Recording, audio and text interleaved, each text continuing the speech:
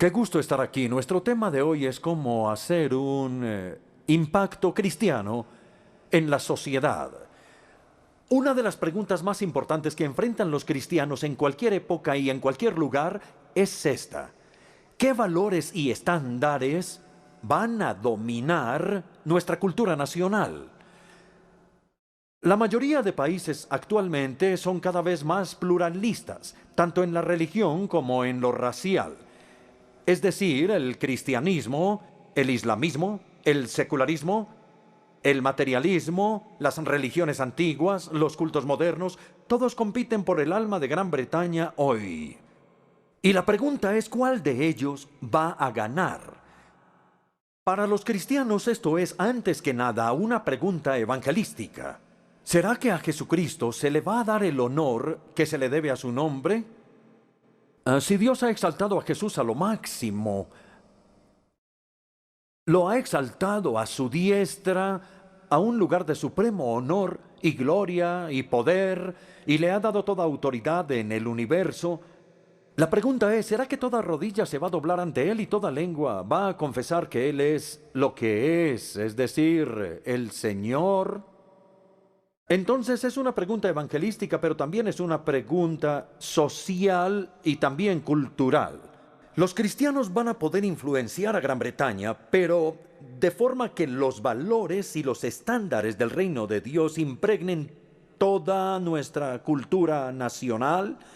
¿Y qué queremos decir con cultura nacional? Tiene que ver con el consenso sobre asuntos morales, con una perspectiva igualitaria de hombres, mujeres y niños, la defensa del matrimonio y de la familia, el respeto por la santidad de la vida humana, incluyendo la vida de los que no han nacido, de los discapacitados, la tercera edad, la administración de justicia, la conducta en las empresas y las industrias, la educación de la juventud, el reconocimiento de los derechos humanos, especialmente de las minorías étnicas, la preocupación por quienes no tienen casa ni empleo, por las personas atrapadas en el ciclo de la pobreza, la actitud frente a la disidencia, el trato a los delincuentes, la administración del medio ambiente, el uso del poder, y así podría seguir con esta larga lista.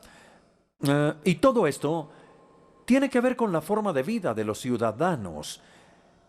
Es lo que queremos decir como cultura nacional. Espero que ustedes estén de acuerdo conmigo en que no cabe duda de que el Señor Jesucristo quiere que sus valores, lo mismo que sus estándares, prevalezcan, porque en la Escritura se nos dice que Él ama la justicia y odia la iniquidad. Él envía a su pueblo al mundo para predicar el Evangelio y hacer muy buenos y nuevos discípulos por un lado, y para endulzar toda la comunidad por otro lado, y hacerla más agradable a Dios y más justa y participativa y más libre. Estas son las mega argumentaciones con las que empezamos nuestra sesión de hoy. Y la pregunta es, ¿cuál es la base bíblica de estas argumentaciones? Pueden ver en su resumen que esta noche vamos a estudiar las implicaciones de las metáforas sobre la sal y la luz que el mismo Jesús eligió. Permítanme leerles Mateo 5, del 13 al 16, o pueden seguir la lectura en sus Biblias. Mateo 5, versículo 13, las palabras de Jesús en el Sermón del Monte. Ustedes son la sal de la tierra. Pero si la sal se vuelve insípida, ¿cómo recobrará luego su sabor? Ya no sirve para nada, sino para que la gente la deseche y la pisotee, material para pisotear. No se puede echar absolutamente en nada, no sirve. Y luego él continúa, ustedes son la luz del mundo, una ciudad en lo alto de una colina. No puede esconderse ni se enciende una lámpara para cubrirla con un cajón. Por el contrario, se pone en la repisa para que alumbre a todos los que están presentes en la casa y hagan brillar su luz delante de todos. Continuó Jesús para que puedan ellos ver las buenas obras de ustedes y alaben al Padre en el cielo. Bueno, Todos estamos muy familiarizados con la sal y la luz. Supongo que son dos de las necesidades más comunes de todas las casas. Se encuentran prácticamente en cualquier casa de cualquier cultura en todo el mundo. Ciertamente Jesús las utilizó en la Palestina de su día y todo el mundo las usaba en esos días. Seguramente conoció la sal y la luz desde su juventud. Muchas veces seguro vio a su madre María utilizar sal en la cocina y en esos días antes de que existiera la refrigeración, la sal no era utilizada tanto para sazonar, sino más bien por sus efectos de preservación y antisépticos. Así que María le ponía sal al pescado, frotaba la carne con sal y luego lo sumergía en agua salada y encendía las lámparas de aceite cuando oscurecía y no veía nada. Entonces son imágenes o modelos muy familiares. La pregunta es si Jesús eligió a su gusto estos modelos, ¿qué había en su mente al hacerlo? Yo creo que Jesús buscaba indicar el impacto o la influencia que él quería que sus discípulos tuvieran en el mundo. ¿Qué quería decir? ¿Qué podemos deducir legítimamente de la elección que él hizo de estas dos metáforas? Es la pregunta que espero que no solo nos hagamos, sino que respondamos esta noche.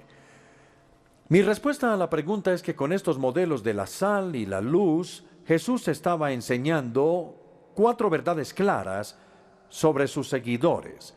Ustedes tendrán que decidir si creen que mi exégesis es legítima o no.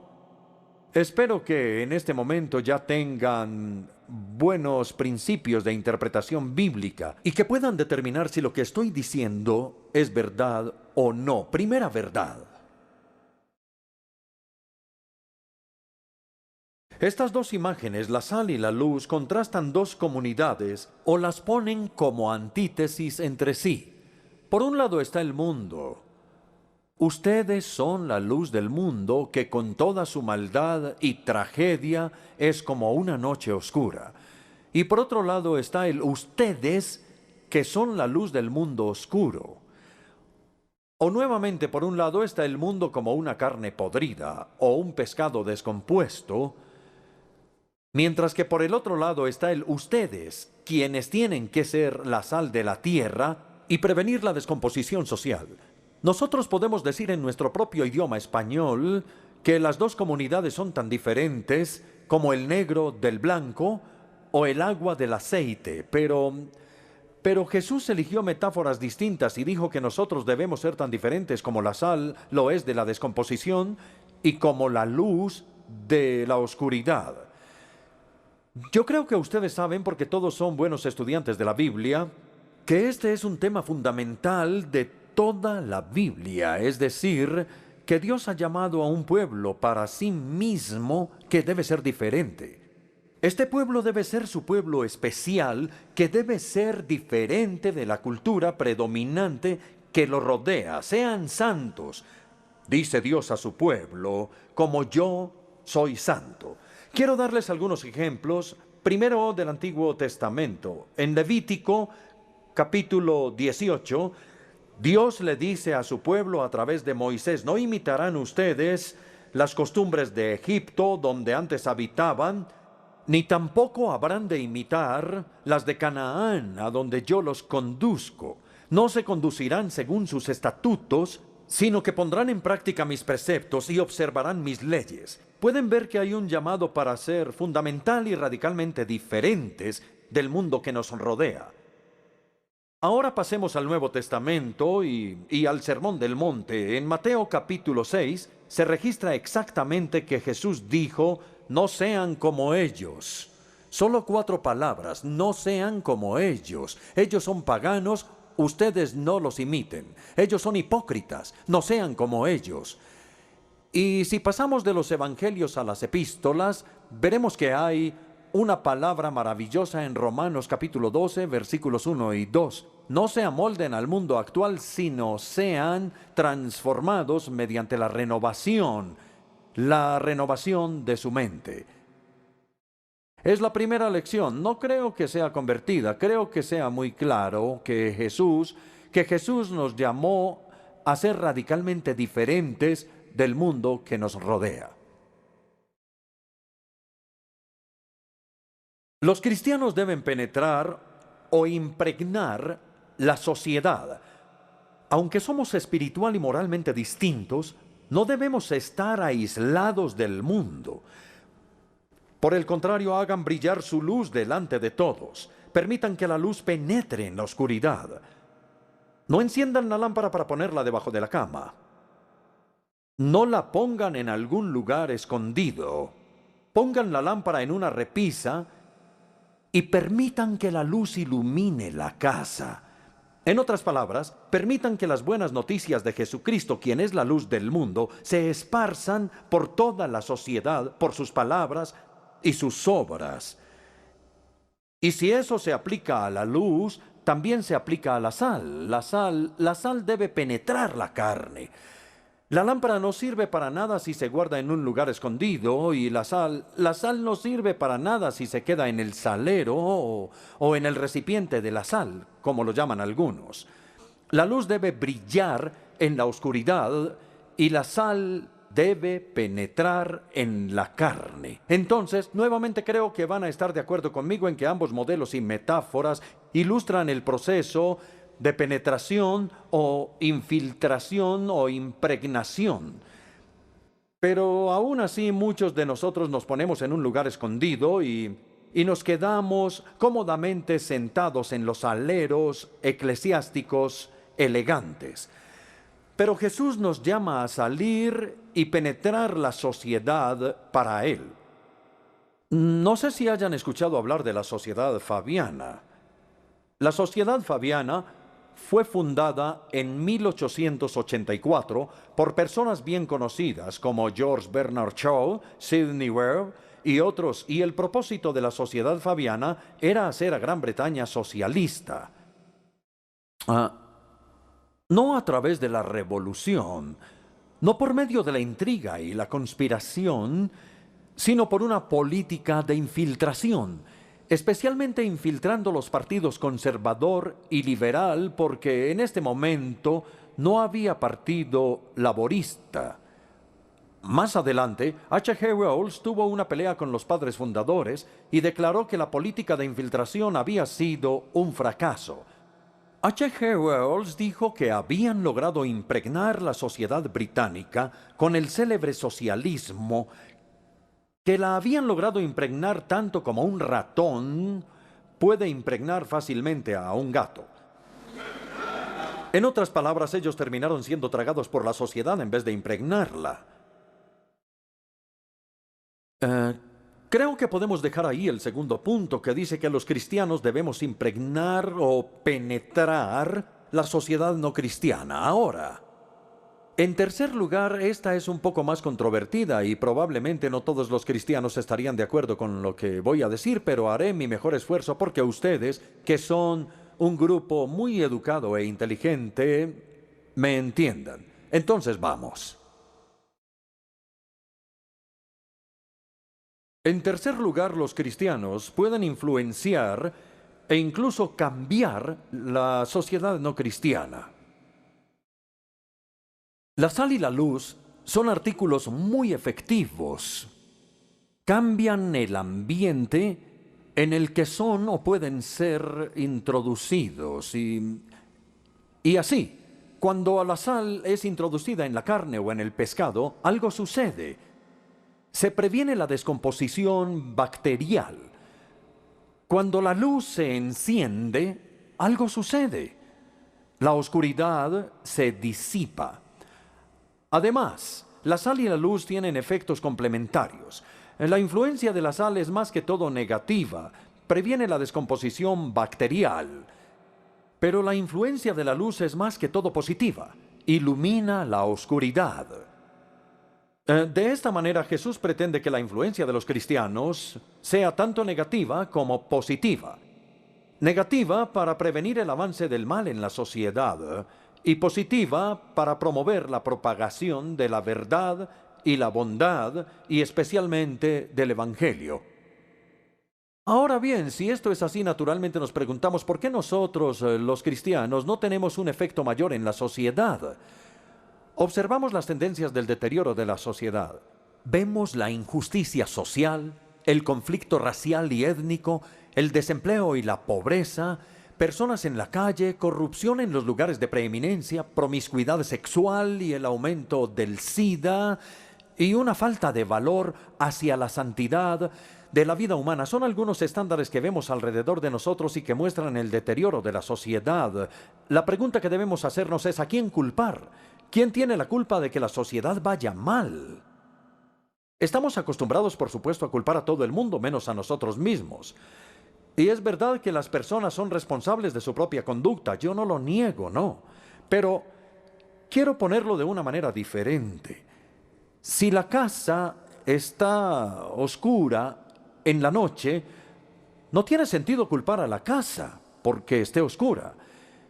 Eso es lo que sucede cuando el sol se oculta. La pregunta que hay que hacer es: ¿dónde está la luz? O nuevamente, si la carne se daña y ya no se puede comer, entonces no tiene sentido culpar a la carne por su descomposición. Esto es lo que sucede cuando las bacterias están libres para reproducirse. La pregunta que hay que hacer es: ¿dónde está la sal? Igualmente, si la sociedad se vuelve corrupta como la noche oscura, o si el pescado de pronto se vuelve podrido, no tiene sentido culpar a la sociedad por la corrupción. Es lo que sucede cuando el mal de los hombres se deja desenfrenado y sin restricciones en la sociedad. La pregunta que hay que hacer es: ¿dónde está la iglesia? ¿Dónde están la sal y la luz de Jesús? Es hipócrita que levantemos nuestras cejas y subamos los hombros como si no fuera nuestra responsabilidad. Jesús nos dijo y nos comisionó para ser la sal y la luz de la sociedad. Por consiguiente, si la oscuridad y la descomposición abundan, en gran medida es nuestra culpa y debemos aceptar gran parte de esa culpa. También debemos aceptar con una determinación recia el papel que Jesús nos ha asignado, que es el de ser la sal y la luz de la sociedad. No solamente las personas pueden ser cambiadas, las sociedades también pueden ser cambiadas. Ahora, por supuesto, no me malinterpreten, no podemos perfeccionar la sociedad. Los cristianos no son utópicos, pero podemos mejorar la sociedad. Aunque solo cuando Jesús venga en gloria será una sociedad perfecta de paz y justicia. Mientras tanto, la historia está llena de ejemplos de una mejora social. Los estándares ascendentes de la salud y la higiene, la disponibilidad cada vez mayor de la alfabetización y la educación, la emancipación de las mujeres, las mejoras en las condiciones de las minas, de las fábricas, de las prisiones, la abolición de la esclavitud y del comercio de esclavos, etc. Una lista completa. No podemos afirmar que todas estas mejoras se deben completamente a la influencia de cristianos, pero sí podemos afirmar que a través de sus seguidores, el Señor Jesucristo ha tenido una enorme influencia en la sociedad. Ojalá estén de acuerdo. Quizá han oído hablar del profesor K.S. Latourette. Hace algunas décadas, cuando él era profesor en la Universidad de Yale o de la Escuela de Divinidades de Yale, el profesor Latourette escribió una historia de 7 volúmenes sobre la expansión del cristianismo. 7 volúmenes de la influencia que Jesucristo ha tenido en la sociedad. Quiero citar algo de la obra de 7 volúmenes del profesor. Ninguna persona que haya vivido en este planeta ha tenido tanta influencia en los asuntos de los hombres y las naciones como lo ha tenido Jesucristo. De esa corta vida y su aparente frustración ha florecido la fuerza más poderosa para el esfuerzo triunfal de la larga batalla del hombre que la raza humana haya conocido jamás. Ahora bien, yo creo que podemos afirmar que los cristianos sí podemos tener una influencia más poderosa de la que normalmente tenemos. Otra pregunta que debemos hacernos es cómo se da el cambio social. Y quiero decirles hoy que el cristianismo tiene 6 armas en su arsenal, por decirlo de alguna manera. Y quiero invitarlos a seguirme. Primero, la oración. Les pido que no descarten este punto como si fuera algo trivial. Por el contrario, los cristianos creemos que Dios escucha y responde a las oraciones. Por eso el apóstol Pablo nos ordena en el comienzo de 1 Timoteo capítulo 2 que debe orarse por todos los líderes nacionales, para que de verdad llevemos una vida piadosa y digna. Pero francamente, cuando visito algunas iglesias veo que casi no hay una intercesión seria. En una ocasión, cuando estaba en un culto un domingo en la mañana, recuerdo, en una iglesia de un estado de los Estados Unidos, no voy a decir el nombre de la iglesia, yo estaba de incógnito en la silla de atrás. Y estaba yo ahí en la silla de atrás cuando por fin llegó el momento de la oración, de la intercesión o de las oraciones pastorales, como a veces lo llaman. Un laico pasó al frente para dirigir la oración y eso está bien. A mí me gustaría que invitáramos a los laicos de vez en cuando a dirigir las oraciones, más a menudo porque me parece que a veces lo hacen mejor que los ministros. De cualquier manera, él empezó a dirigir la oración y anunció que el pastor estaba de vacaciones y entonces él oró para que el pastor disfrutara las vacaciones. Luego oró por 2 señoras, una que estaba embarazada y la otra enferma, y oró para que una pudiera sanar y la otra estuviera bien. Luego regresó a su silla. Ahí terminó la oración. Debió de haber durado 30 segundos o quizá un minuto. Yo me fui pensando, estas personas están adorando en realidad es a un Dios de la aldea, un Dios que no está interesado en el mundo de afuera, sino más bien en sus cosas peculiares. No hubo referencia alguna a la evangelización mundial, tampoco a la paz mundial, no hubo ninguna oración por los refugiados. Yo algunas veces me pregunto, ¿será que el lento avance hacia la paz mundial o hacia la evangelización mundial se debe acaso a que el pueblo de Dios es un pueblo que no ora? Por ejemplo, cuando el presidente Marcos fue derrotado en las Filipinas en 1986, los cristianos filipinos lo atribuyeron no al poder del pueblo, sino al poder de la oración. Creo que debemos asumir la tarea de la intercesión pública con mucha más seriedad. Si toda la congregación se postrara humildemente ante el Dios vivo, si pasaran unos 5 minutos, 10 minutos, 15 minutos, 20 minutos en una verdadera intercesión, me pregunto qué no podría hacer Dios si fuera liberado para actuar en respuesta a las oraciones que a Él le ofrece su pueblo con respeto. Deduzco entonces que la primera manera para que un cambio social pueda darse es en respuesta a la oración. B. La segunda arma en nuestro arsenal es el evangelismo. El evangelismo tiene un papel indispensable que jugar en relación con el cambio social, porque la responsabilidad social de los cristianos depende de cristianos con una responsabilidad social, y los cristianos con una responsabilidad social son el fruto del evangelismo. Es cuando el Espíritu Santo nos cambia a nosotros que empezamos a desarrollar una conciencia social y adquirimos la visión y el valor de cambiar nuestra sociedad y de esperar que cambie. No sé si conozcan el nombre del famoso autor Jeffrey Morehouse. Uno de sus libros se llama Calcuta y es una descripción sociológica e histórica de Calcuta como ciudad. Y me gustaría citar una reseña de su libro. Lo que invariablemente cambia el equilibrio del desespero de la fe es la persona que se levanta por encima de la situación. El libro de Jeffrey Morehouse está lleno de personas, William Carey, la Madre Teresa, etc. Ellos no están atrapados en la ciudad y tampoco han escapado de la ciudad. La han trascendido y han trascendido la situación. La salvación no es lo mismo que la solución, sino que la precede y hace que sea una posibilidad. La salvación personal sigue siendo el camino y es la llave que abre la puerta del determinismo. Yo estoy de acuerdo. La Iglesia tiene una parte que el evangelismo puede jugar al buscar el cambio social. Ahora sé. La tercera arma que tenemos en nuestro arsenal se llama ejemplo. Los seres humanos son imitadores por naturaleza. Así que el ejemplo tiene un gran poder.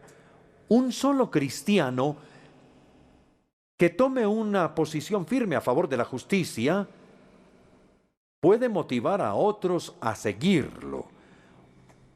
Un hogar cristiano puede influenciar a todo el vecindario. Y un grupo cristiano dedicado en un colegio o una universidad, en un hospital, una fábrica o una oficina, puede cambiar su ambiente y los valores aceptados. Y Dios pretende que la iglesia local sea lo que algunas veces llamamos una señal del reino de Dios, un modelo de lo que la comunidad humana es cuando se somete al gobierno de Dios, una sociedad alterna atractiva. Esas son tres de las armas: la oración, el evangelio y el ejemplo. La cuarta es el argumento. Al final, las estructuras sociales injustas pueden ser cambiadas únicamente con la legislación. La legislación no puede lograr que la gente mala sea buena, pero puede reducir el nivel de maldad en la sociedad. Y podemos hacerla más agradable a Dios.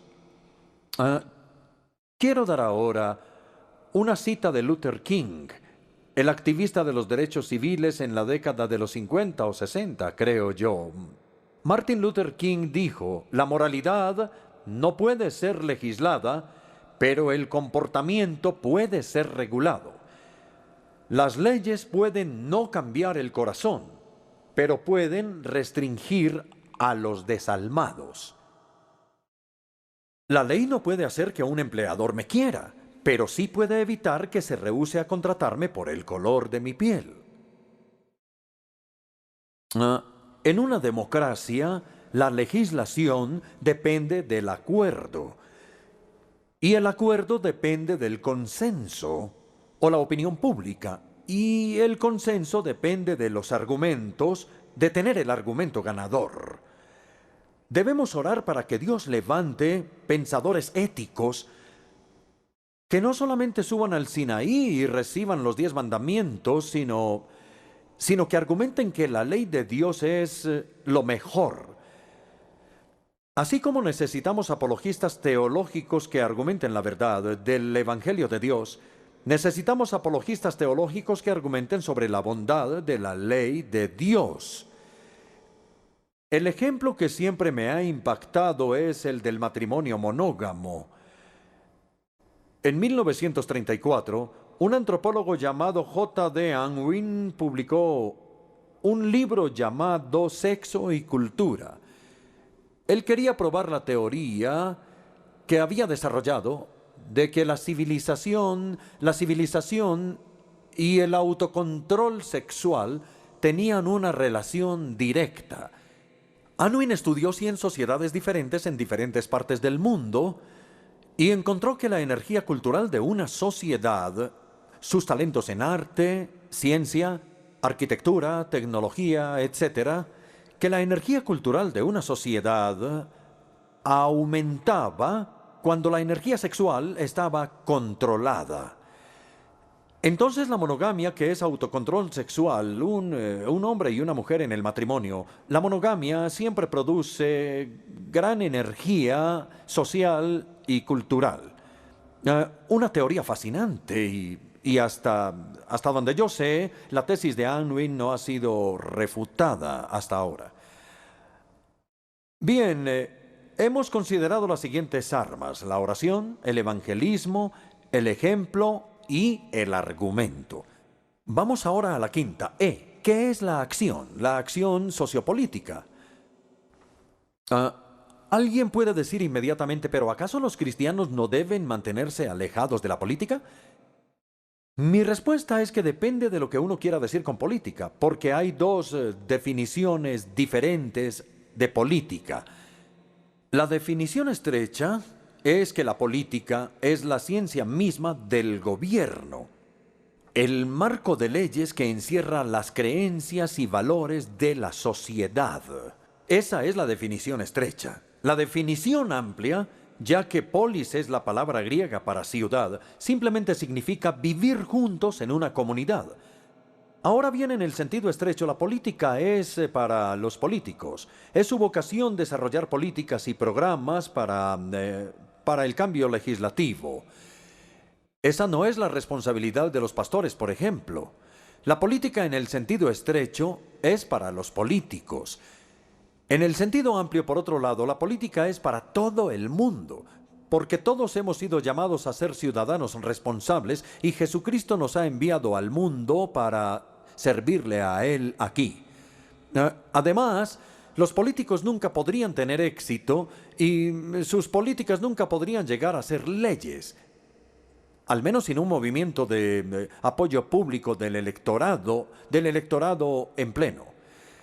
Tenemos la responsabilidad de ser ciudadanos conscientes y de ejercer nuestros derechos democráticos, de votar e influenciar los votos de otras personas, de hablar de los asuntos justos y actuales, de participar en las protestas públicas pacíficas y de testificar, y de esta manera podemos ser sal y luz para la sociedad. F, la sexta arma, es el sufrimiento. En otras palabras, la disposición a sufrir por lo que creemos. El sufrimiento en realidad es la prueba de nuestra autenticidad como cristianos. Tanto el evangelismo como la acción social son actividades muy costosas porque ni el evangelio de Cristo ni los estándares morales de Cristo son populares. Desafían nuestro egoísmo y nuestra autoindulgencia. Los que defienden la ley de Dios y los que defienden el evangelio de Dios están destinados a sufrir por esto. Por tanto, hemos considerado las 6 armas: oración, evangelismo, ejemplo, argumento, acción y sufrimiento. Cada una de ellas es un arma poderosa y juntas constituyen un arsenal formidable. Así que no subestimemos la influencia que una minoría cristiana puede tener o ejercer. Creo que ustedes en su resumen tienen el nombre de Robert Bellah. Robert Bellah fue un profesor de la Universidad de California en Berkeley. Era un experto en asuntos japoneses y coreanos. Era un hombre cristiano bien conocido por su libro Los hábitos del corazón. Él se especializó en la religión civil, es decir, en la influencia de la religión, especialmente del cristianismo, en la política. Leí un artículo que era una sesión de preguntas y respuestas que le publicaron a Robert Bellah en la revista llamada Psychology Today, y quedé tan impactado con estas palabras que quiero leerlas para ustedes. Yo creo, escribe Bellah, yo creo que no debemos subestimar la importancia del pequeño grupo de personas que tienen una nueva visión de un mundo justo y amable. Y luego hace esta declaración extraordinaria para un sociólogo que evidentemente sabe de lo que está hablando. La calidad de la cultura puede ser cambiada cuando un 2% de las personas tienen una nueva visión. La calidad de la cultura puede ser cambiada cuando un 2% de las personas tienen una nueva visión. Bueno, nosotros somos más y en muchas partes del mundo somos más del 2%. Podríamos tener mucha más influencia de la que nos damos cuenta.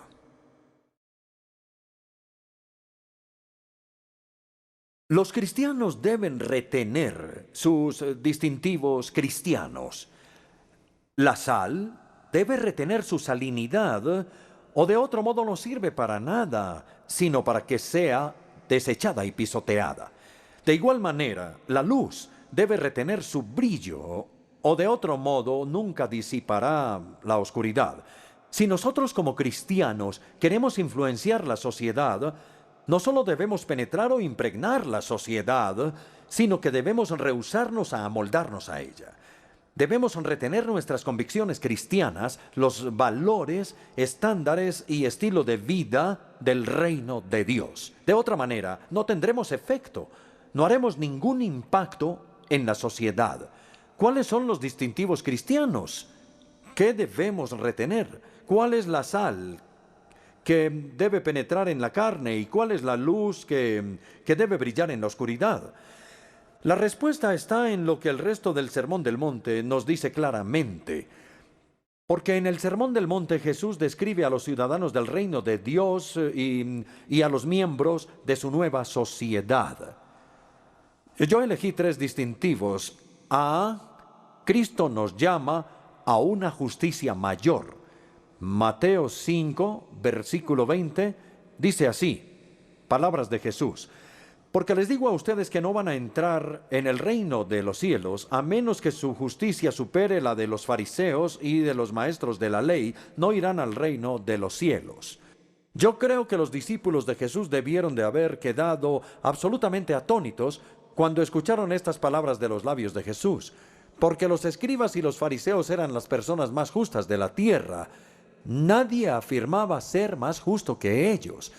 Ellos calcularon que la ley tenía 248 mandamientos y 365 prohibiciones, lo que unido da un total de 613 reglas y regulaciones. Y ellos decían, las hemos cumplido todas.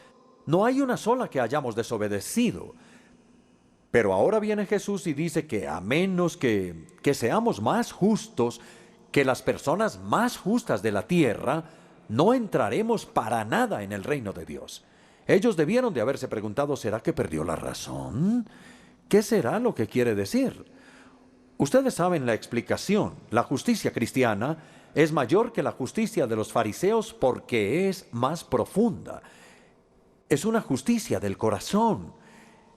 Entonces Jesús podía decir, la ley dice no matarás. Pero yo les digo, si alguno se enoja con su hermano en su corazón. Y nuevamente la ley decía, no cometerás adulterio, pero él dice, el que mire a una mujer con lujuria, ya ha cometido adulterio con ella en su corazón. La justicia cristiana es una justicia del corazón, y se necesita un corazón nuevo por medio del nuevo nacimiento. Entonces Cristo nos llama a una justicia mayor. Cristo nos llama a un amor más ancho. Mateo 5:43. Jesús dice, ustedes han oído que se dijo, ama a tu prójimo y odia a tu enemigo. Aquí todo el mundo sabe que escandalosamente se está citando mal el Antiguo Testamento. La ley decía, amarás a tu prójimo como a ti mismo. Y ahí terminaba. Fueron los fariseos quienes parecieron haber cedido a la casuística moral y dijeron, pensemos un momento, ¿tengo que amar a mi prójimo? Está bien, entonces, ¿quién es mi prójimo? Al que tengo que amar. Nunca había pensado en eso antes. Mi prójimo son mis conciudadanos, los otros judíos. Yo puedo amar a mi prójimo si ese es mi prójimo.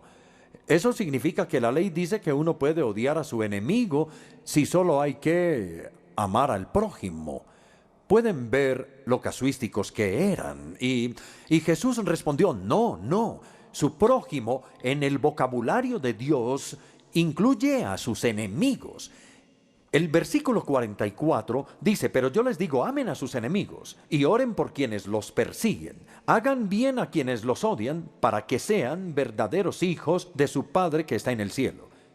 Él hace que salga el sol sobre malos y buenos, y que llueva sobre justos e injustos, sobre justos e injustos. En otras palabras, el amor de Dios nos abarca a todos.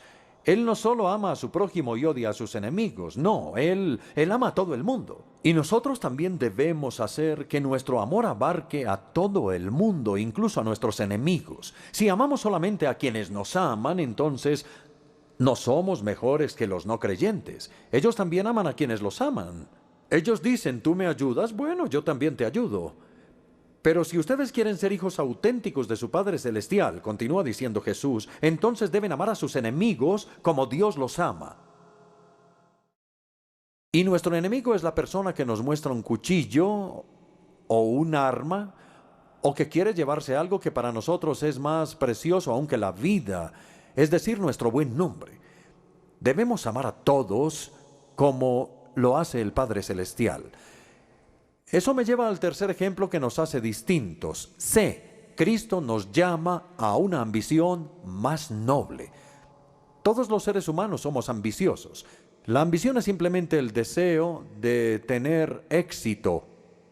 Y nuestra ambición, en palabras de Jesús, es lo que buscamos, en lo que ponemos nuestros corazones, el bien supremo al que dedicamos nuestras vidas.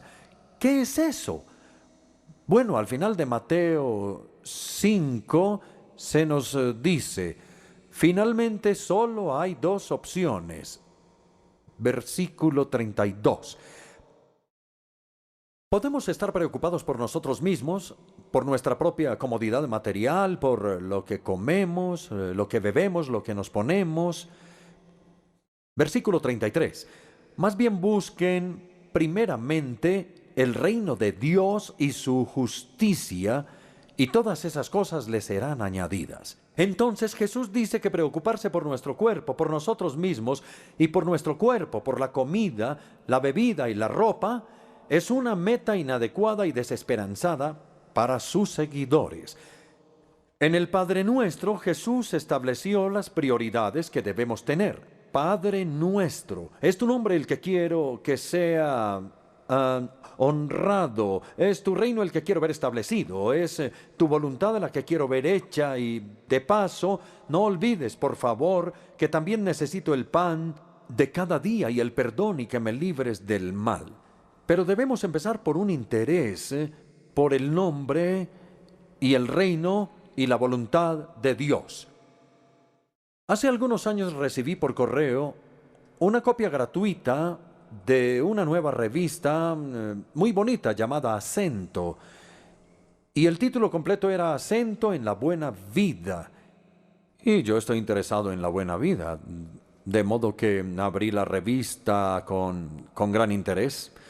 Y por dentro encontré publicidad atractiva de champaña, cigarrillos, comida, ropa, antigüedades, tapetes, una descripción de un fin de semana de compras en Roma y artículos sobre cómo tener un computador en la cocina, cómo ganar un crucero de lujo o 100 botellas de whisky escocés. Y lo que me interesó como hombre fue ver cómo 50 millones de mujeres no pueden estar equivocadas sobre sus elecciones de cosméticos. Y en los meses siguientes se prometían artículos atractivos sobre vacaciones en el Caribe, cómo quedarse en cama, ropa interior de moda y las delicias de la carne de venado y de las bayas blancas. Todo acerca del cuerpo, cómo alimentarlo, cómo refrescarlo, cómo lubricarlo, cómo mantenerlo dulce con un olor dulce, todo acerca del cuerpo. Lo que uno quiere comer y beber y ponerse. Entonces Jesús dice que es inadecuado. Resumamos. Este es el llamado de Jesucristo a una mayor justicia, una justicia del corazón, a un amor más ancho, el amor a nuestros enemigos, a una ambición más noble, el reino de Dios y la justicia de Dios. Y sólo así nuestra sal retendrá su salinidad, y sólo así nuestra luz retendrá su brillo. Y sólo así seremos la sal y la luz para nuestra sociedad. Llegamos a la conclusión. Quiero decirles que necesitamos, quizá la mayoría de nosotros, yo lo necesito todo el tiempo, necesitamos un doble arrepentimiento. De las cosas en las que hemos cedido. Jesús nos muestra, a manera de antítesis, su camino y el camino del mundo. Un camino angosto que lleva a la vida y el camino ancho que lleva a la destrucción, y nos insta a elegir. Así que volvámonos a la necedad de nuestro corazón y dejemos esas cosas a las que hemos cedido y hagamos a Jesucristo el Señor de cada parte de nuestra vida. Y luego debemos dejar o arrepentirnos de nuestro pesimismo. Si la hipocresía cristiana es horrible, el pesimismo cristiano es más horrible. Los cristianos no tenemos derecho a ser pesimistas. ¿Acaso no creemos en el Dios vivo? La fe y el pesimismo son incompatibles entre sí. Aclaremos que no somos idealistas ingenuos, somos realistas sensatos. Sabemos que el pecado está incrustado en la naturaleza humana y en la sociedad humana. No esperamos construir una sociedad utópica en la tierra, como ya lo hemos dicho, pero también sabemos que el Evangelio tiene un poder transformador y que Cristo nos ha comisionado para ser una sal y una luz en la comunidad. Arrepintámonos de las cosas a las que hemos cedido y de nuestro pesimismo. Ofrezcámonos como agentes de cambio. Su nueva comunidad en medio de la antigua. Su sal para prevenir la descomposición social. Su luz para brillar en la oscuridad y disiparla. Y no nos excusemos desarrollando un complejo de minoría. Quiero terminar con un verso que repetiremos todos en un momento, pero yo lo voy a decir primero, si ustedes me permiten. Yo soy solo uno, pero soy uno. No puedo hacerlo todo, pero puedo hacer algo. Lo que puedo hacer, debo hacerlo, y lo que debo hacer por la gracia de Dios, lo voy a hacer. Espero que podamos ir a casa esta noche con esa seguridad en nuestra mente y vamos a orar.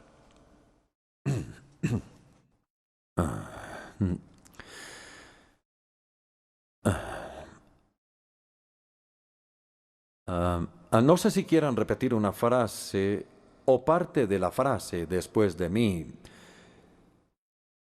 Yo soy solo uno,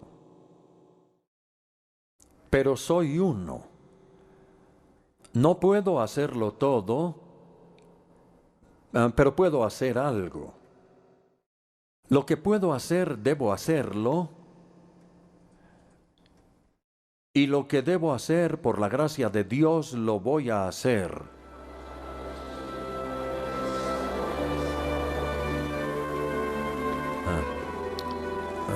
Muchísimas gracias.